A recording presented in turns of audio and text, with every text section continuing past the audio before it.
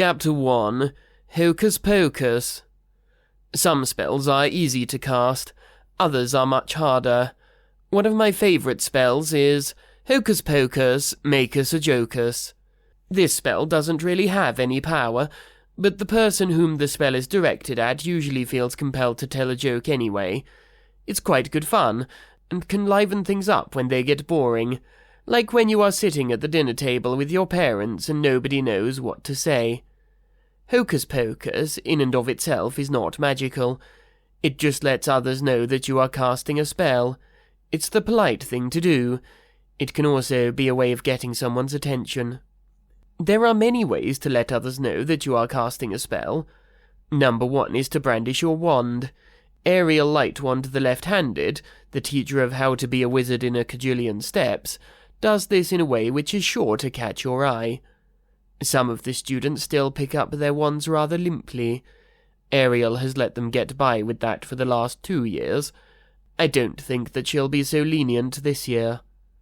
Number 2 is to say an introductory phrase, such as Hocus Pocus, Alakazam, Behold, or Let It Be.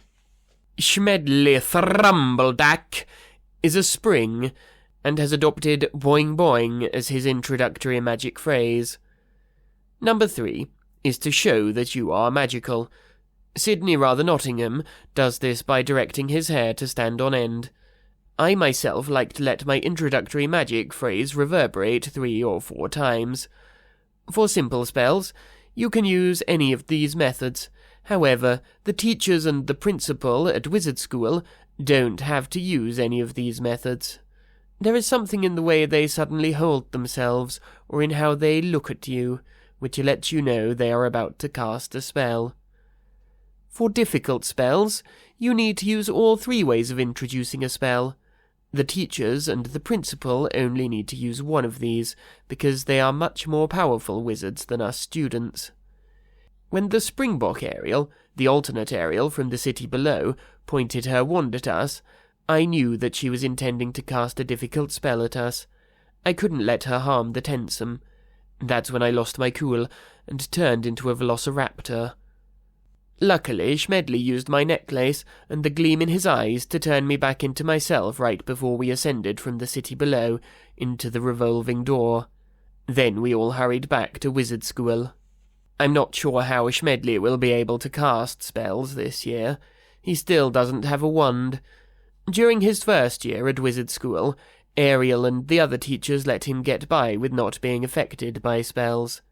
He was able to get by with the help of the invisible fireman's glove which he found in the Lost and Found. That glove simply quashed any spells which were cast at him. Schmedli could also set up a shield around himself simply by pouting. That shield could quash not only spells, but bullies also. And the teachers took it a little easy on him because he didn't have a wand. During Schmedli's second year, he used his ability as a spring to redirect spells. He would redirect those spells just by letting them bounce off of him, even when he wasn't pouting or wearing his fireman's glove. A spring is the opposite of an offspring. An offspring has parents, a spring does not. This is different from being an orphan. A spring is a coil, which bounces. The spring is the certain time of year. It opens the door to summer, to better things. And a spring is a flow of water into a pool. All of these statements were true of Schmedli. Yet I'm still not sure how he will be able to cast spells this year. The teachers let him get by with bouncing spells off of himself last year. This year, I am certain that they will require him to use some other method. Poor Schmedli.